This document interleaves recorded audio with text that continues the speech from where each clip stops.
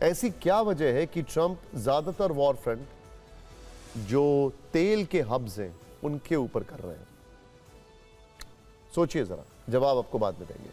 Trump ने कल ही बयान दिया था कि वो रूस यूक्रेन युद्ध इसलिए खत्म करवा रहे हैं क्योंकि वो स्वर्ग जाना चाहते हैं। फॉक्स न्यूज से इंटरव्यू में कहा था। शायद उन्होंने नर्क में दी जाने वाली यातनाओं के बारे में पढ़ा होगा, इसीलिए वो इतना घबरा गए। लेकिन ट्रंप के तेवर ऐसे हैं जो युद्ध रुकवाने के बजाय युद्ध भड़का रहे हैं। अब तक वेनेजुएला को धमकी देने वाले ट्रंप ने अपनी बड़ी फौज वेनेजुएला की तरफ रवाना कर दी है। दो मुल्क ऐसे हैं जिनके राष्ट्राध्यक्षों को सीधे चुनौती दे रहे हैं ट्रंप, मतलब सत्ता बदल देना चाहते हैं, वेनेजुएला और ब्राजील। वेनेजुएला जैसा छोटा देश भी कम नहीं है। वेनेजुएला ने भी महाबलशाली अमेरिका से भिड़ने के लिए 45 लाख सैनिकों की तैनाती का ऐलान कर दिया है।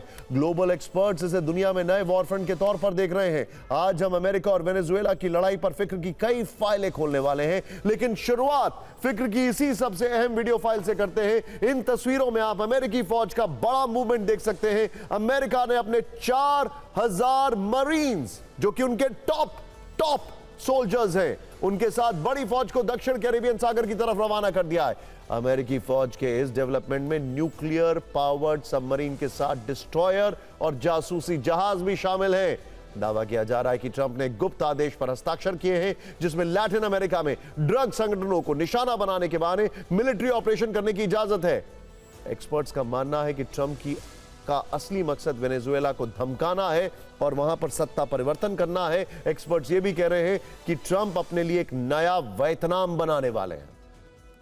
अब जल्दी से आपको बता देते हैं कि आखिर अमेरिका किस तरह वेनेजुएला को घेरने में लग गया है। इस मैप को जरा ध्यान से देखिएगा, ध्यान से देखिए। आखिर अमेरिका ने कितनी बड़ी फोर्स को वेनेजुएला की तरफ रवाना किया है। ट्रंप ने वेनेजुएला की तरफ 3 वॉरशिप भेजे हैं। ये वॉरशिप अगले कुछ घंटों में वेनेजुएला के तट पर पहुंच जाएंगे। अमेरिका ने जिन युद्धपोतों को वेनेजुएला के पास तैनात किया है, उनमें वर्जीनिया के नॉरफॉक से यूएसएस जीमा, यूएसएस सैन एंटोनियो और यूएसएस फोर्ट लॉडरडेल को रवाना किया गया है। इसके अलावा फ्लोरिडा के मेपोर्ट से यूएसएस ग्रेवली और यूएसएस जेसन डनहम को रवाना किया गया है। ये फ्रिगेट्स हैं बेसिकली।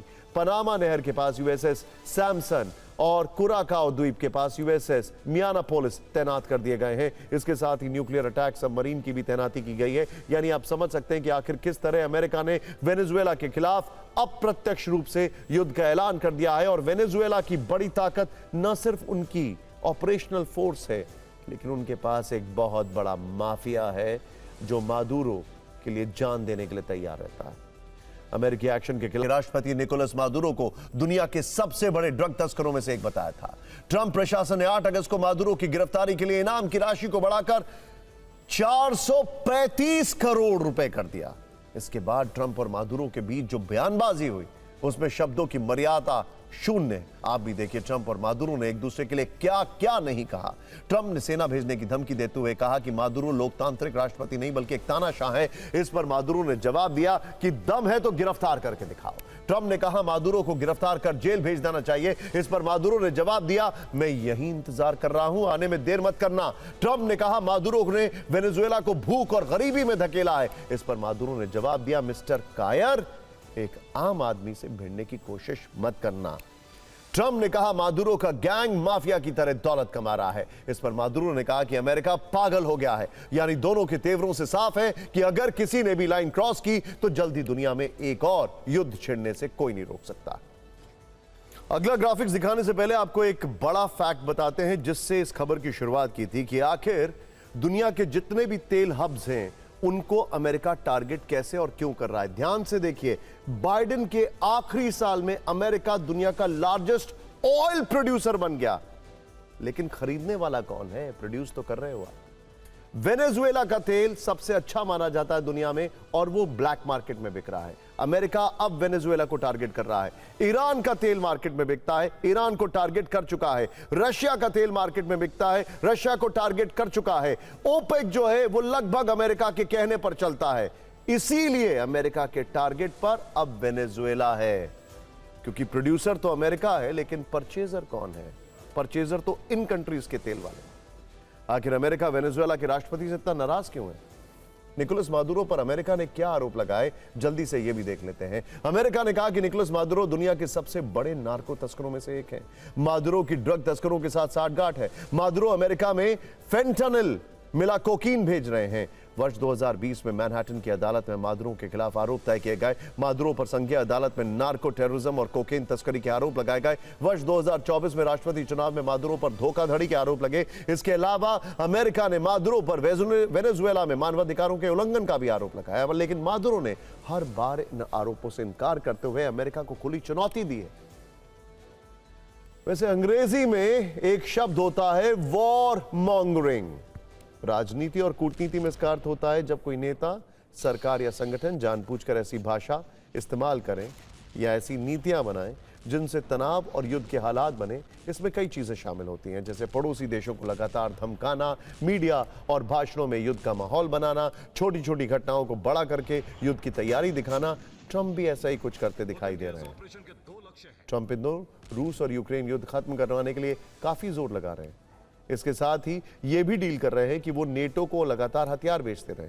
ऐसे में हम कह सकते हैं कि वो हर बम पर शांति की मोहर लगाकर भेज रहे हैं। लेकिन अमेरिका के स्वार्थ का ये कहर पूरी दुनिया को झेलना पड़ रहा है। ट्रंप ने वॉशिंगटन डीसी में दुनिया की सबसे बड़ी पंचायत लगाई, लेकिन युद्ध फिर भी जारी है। रूस और यूक्रेन एक दूसरे पर लगातार प्रहार कर रहे हैं। सवाल है कि आखिर अमेरिका क्यों पिछले कई वर्षों से वेनेजुएला के पीछे पड़ा है। इसे हम फिक्र के लेंस से देखते हैं। आप जानते हैं कि करीब 100 वर्ष पहले वेनेजुएला में तेल भंडारों की खोज हुई। इसके 20 वर्ष के अंदर ही वेनेजुएला दुनिया के सबसे बड़े तेल निर्यातक देशों में से एक बन गया। उसे लैटिन अमेरिका का सऊदी अरब कहा जाने लगा। 1950 के दशक में वेनेजुएला दुनिया का चौथा सबसे धनी देश था, लेकिन आज इस देश की हालत खराब हो चुकी है। 80 के दशक में तेल की कीमतें गिरने लगी। कीमतों में गिरावट ने वेनेजुएला की अर्थव्यवस्था को नीचे ला दिया। यूएन रेफ्यूजी एजेंसी के मुताबिक आर्थिक कठिनाइयों की वजह से लगभग 80 लाख लोग सुरक्षा और बेहतर जीवन की तलाश में वेनेजुएला छोड़ चुके हैं। 2014 और 2020 के बीच वेनेजुएला की अर्थव्यवस्था में लगभग 80% की गिरावट दर्ज की गई। इसी वर्ष अप्रैल के महीने में मादुरो ने देश में आर्थिक आपातकाल की घोषणा कर दी। सबके बावजूद वेनेजुएला हर महीने करीब 7 से 8 लाख बैरल कच्चा तेल एक्सपोर्ट करता है और शायद इसी तेल संपदा पर अमेरिका की नजर है और निकोलस मादुरो भी तेल के भंडार पर कब्जे के लिए इसे अमेरिकी साजिश बता रहे हैं।